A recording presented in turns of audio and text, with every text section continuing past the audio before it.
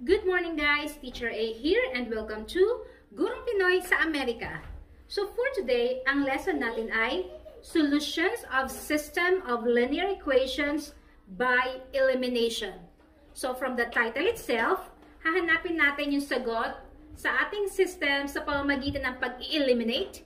It's either by addition or subtraction, depende sa given. So paano ba yon? Let's have example number 1. So number 1, ang given natin ay x minus y equals 11 and 2x plus y equals 19. So sa elimination, so mula nga sa salita na eliminate, mag-eliminate tayo or mag-aalis muna tayo ng isang variable or isang letter para mahanap natin yung value ng isa pang letter or isa pang variable. So, paano ba yon? Halimbawa, sa given natin na to, pwede nating alisin muna si x para ma-solve si y. Or, pwedeng alisin si y para i-solve sa x. So, paano natin malalaman yon? Step 1. I-check nyo muna kung anong variable yung may parehong numerical coefficient. Or, para mas madaling maintindihan, tingnan nyo kung x or y yung merong same number. So, tingnan natin yung x. Si x, wala tayong nakikita. That means 1 ang numerical coefficient. Tapos dito, 2. So, hindi natin siya agad ma-cancel out kung i-add or i-subtract. Kasi magkaibang number. Yung y, i-check natin. Dito, meron tayong 1 kasi wala tayong nakikita. So, 1 yon. Meron din tayong 1 dito.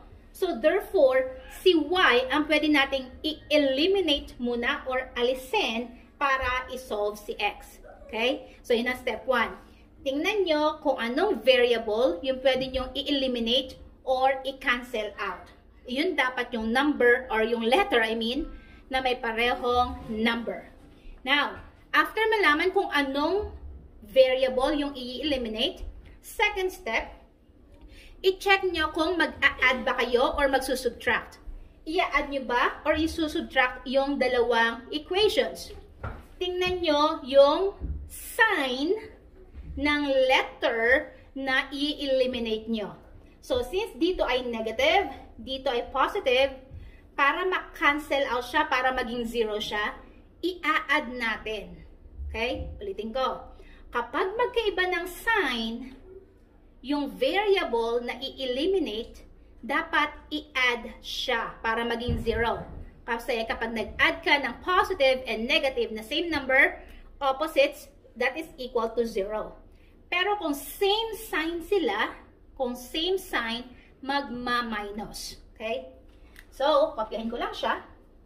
We have x minus y equals 11. And then we have 2x plus y equals 19. So, based sa given, y ang ating i-eliminate kasi pareho silang 1 ang numerical coefficient.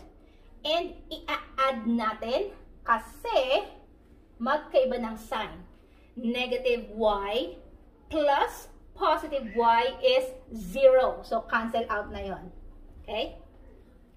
Now, x muna. X, wala tayong nakikita. That means may 1 yon.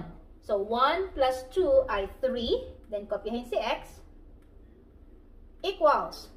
Yung mga constants naman. 11 plus 19 ay 30.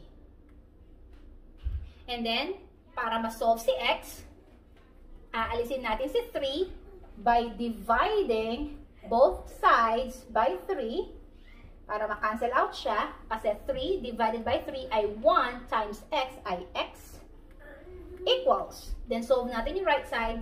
30 divided by 3 ay 10. So, therefore, ang value ng x natin ay 10. So, hindi pa tayo tapos. This time, isolve naman natin si y. Since meron na tayong value ni x. So, sa pagsusolve naman ng isa pang variable, dito sa given natin ng y, pwede mong gamitin yung first equation or yung second equation. Pareho lang ng lalabas yon. Pero, kung ako, pipiliin ko yung mas madaling isolve. Okay? So, try natin yung first equation. We have x minus y equals 11. To solve for y, papalitan natin si x ng value na na-solve natin, which is 10. So, substitute or plug in the value of x to solve for y. So, sa halip na x, isulat natin yung value na 10. Then, kopyahin lahat. Minus y equals 11. Para matira si negative y, ilipat si positive 10 sa kabila. Once lumipat, magiging negative 10. Transposition method. So, negative y natira equals, kopyahin si 11. Positive 10, tumalon sa equal sign, magiging negative 10. So, habang sinusolve yung nasa kanan, kopyahin nasa kaliwa. Negative y equals 11 minus 10 ay 1. Final answer? Not yet. Kasi si y natin ay negative. Dapat positive siya. So, merong two ways para maalis yung negative sign. Either i-multiply or i-divide natin siya by negative 1. So, multiply natin. So, negative 1 times negative y ay positive y equals negative 1 times positive 1 ay negative 1. Or, shortcut, pag negative ang variable, baliktarin lang yung sign ng answer. Okay? So, negative magiging positive. So, si positive magiging negative. Okay? So, therefore, ang y natin ay negative 1. So, ano yung final answer natin? So, therefore, the solution of the system is, unahin si x bago si negative 1. Maraming nalilito. Sa ordered pair, para lang siyang alphabet. Mauuna ang x sa y. Okay? So, positive 10 and then negative 1. Okay? So, that's it. Ganyan lang siya. Kasimple. Now, let's have example number 2. So, ang given natin ay negative 4x minus 2y equals negative 12. 4x plus 8y equals negative 24. So, susulat ko lang siya. We have here negative 4x minus 2y equals negative 12. And then 4x plus 8y equals negative 24. There. So, again, ang first step, hanapin natin kung anong variable or anong letter yung i-eliminate natin para ma-solve yung isa pang variable. Paano natin malalaman? I-check yung numerical coefficients or yung numbers na kasama. Kung alin yung magkapareho, iyon yung i-eliminate natin. So, sa given, yung x natin, negative 4 tsaka 4. Yung y natin, negative 2 tsaka 8. So, therefore, ang i-eliminate natin ay ang x. Yun yung i-cancel out natin at isusolve natin si y. Kasi, parehong 4. Okay?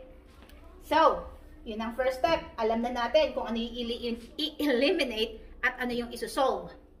Second step, anong operation ang gagamitin? Magpa-plus ba tayo or magma-minus? Tingnan natin yung signs nung x natin since yun yung aalisin. Negative to, positive yon, magkaiba ng sign, therefore, mag-a-add tayo. Kasi, kapag in-add ang negative 4 at positive 4, ang magiging sagot ay 0. Okay? Kung pareho sila, ima-minus. Kasi, positive minus positive, same number equals 0. Okay? So, na-cancel out na or na-eliminate na si x, natanggal na siya. I-solve natin si y. Negative 2y plus positive 8y, magkaiba ng sign ang ating numbers or numerical coefficients, i-minus natin. So, 8 minus 2 ay 6. Kopyahin si y equals negative 12 plus negative 24, pareho ng sign, parehong negative. So, yung sagot ay negative. I-add ang numbers. 12 plus 24 ay 36. Yan. So, yan ang ating third step. Fourth step, isolve na natin si y by removing 6, by dividing both sides by 6, para ma-cancel out siya. Kasi 6 divided by 6 ay 1, times y ay y, equals negative 36 divided by 6 ay negative 6. Yan. So, meron na tayong first value, yung value ng y. So, this time, isolve na natin si x. Okay? So, in solving for x, pwede natin gamitin yung first equation or yung ating second equation. Pareho lang ng lalabas. So, gusto kong gamitin yung aking first equation kasi maliliit lang yung numbers niya. Okay? So, we have negative 4x minus 2y equals negative 12. So, para ma-solve si x, substitute or plug in the value of y dito para mawala na si y, matira si x. So, negative 4x, kopyahin, minus 2, palitan si y ng sagot natin kanina, which is negative 6, equals negative 12. Now, isolve natin yung mga constants.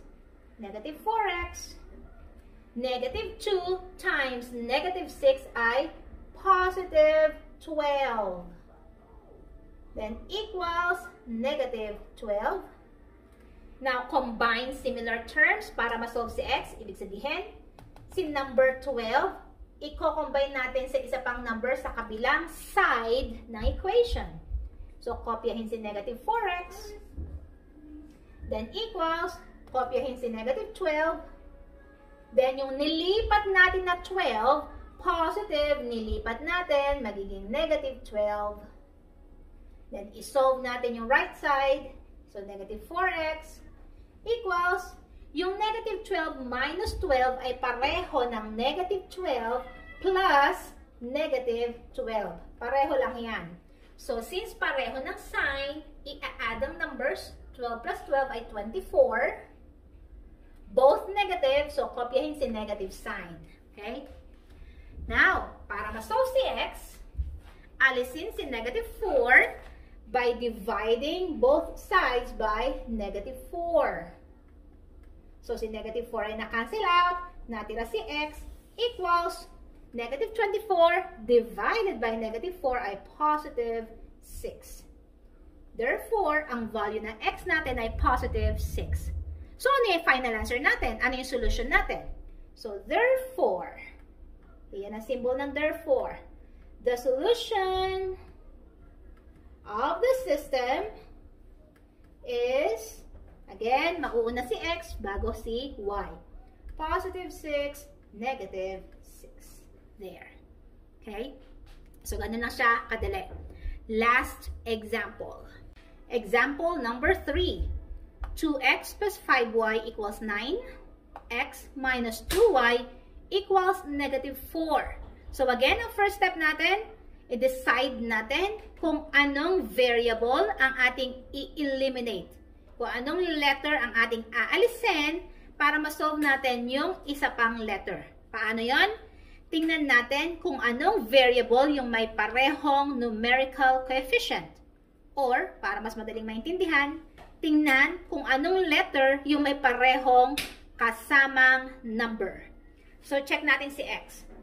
Meron tayong 2, meron tayong 1. So, magkaiba. 2 and 1.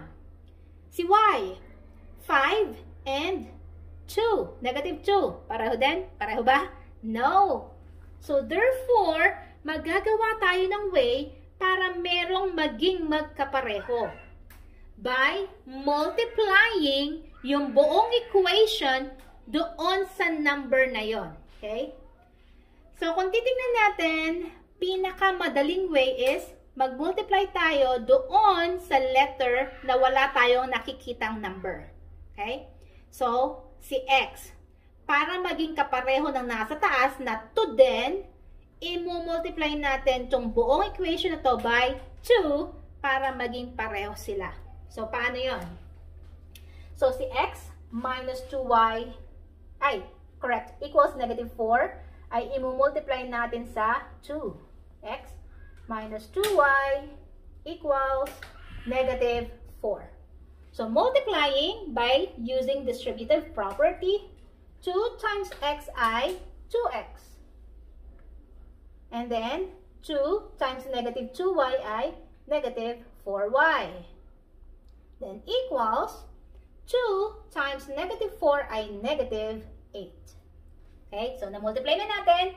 Kopyahin natin yung nasa taas na first equation, 2x plus 5y equals 19. Yan. So, medyo complicated ang ating first step, pero madali lang. Kailangan lang maging magkapareho yung number na kasama ng letter na aalisin natin. Okay? So, okay na tayo. Pareho na yung x, pareho na silang 2. So, therefore, x ang aalisin para ma-solve si y. Second step, anong gagawin natin? Mag-a-add ba tayo or mag-subtract? I-check natin yung x. Pareho silang positive. Para ma-cancel out sila, para maging 0, magma-minus tayo. Okay? Kasi kapag nag-add tayo, 2 plus 2 ay 4. So, hindi siya naalis. Dapat siyang maalis, dapat maging 0. Okay? So, 2x minus 2x ay 0 or cancel it out para mabilis. And then, isolve natin si y. 5y minus negative 4y. So, minus negative. So, magiging plus na siya. Sulat ko lang, 5y minus negative 4y. Negative times negative ay positive, kaya magiging plus. So, 5y plus 4y ay 9y equals. Same din dito. We have 19 minus negative 8. Double signs. I-simplify natin. Negative tsaka negative magiging positive. So, magiging 19 plus 8 na siya, which is 27. Yan. Next step, isolve natin si y. Aalisin natin si 9 by dividing both sides by 9. Para makancel out si 9, matira si y equals 27 divided by 9 ay 3. So, therefore, ang value ng ating y ay 3. This time, hanapin naman natin si x. Okay? So, in finding x, again, kahit na alin ang gamitin sa dalawang equation, you will have the same answer. Piliin natin yung mas madali. Gusto ko yung second equation kasi maliit lang yung mga numbers. X minus 2y equals negative 4. To solve for x, plug in the value of y. Palitan daw si y ng sagot kanina. So, kopyahin si x, kopyahin si minus 2. Then, instead na y, isulat yung sagot na 3. Then, kopyahin si equals negative 4. Isolve natin. So, x minus 2 times 3 ay 6 equals negative 4. To solve for x, combine similar terms. So, yung parehong number, pagsamahin sa kabila, sa kanan, ilipat si negative 6. So, kopyahin si x, kopyahin si equals, kopyahin si negative 4, ilipat si negative 6. Since negative siya, tumalon sa equal sign, magiging positive 6. Then, isolve natin yung right side. X equals negative 4 plus 6, isang negative, isang positive. Isusubtract natin sila kasi magkaibang sign. So, 6 minus 4 ay positive 2. So, therefore, ang value ng x natin ay positive 2. Now, ano yung solution ng given na system? So, therefore, pagsamahin natin si x at si y as one ordered pair. The solution of the system is, una si x, positive 2, then si y, positive 3. Yan. So, ganyan lang kasimple yung solve ng solution ng system of linear equations by elimination. I-eliminate ang isang variable to solve for the other variable. Then, kapag nahanap na yung value ng second variable na to, i-plug in para ma-solve naman yung value ng first variable. So, kung nakatulong ang aking video sa inyong module, sa inyong lesson, kindly give me a like para i-share to ni YouTube sa iba.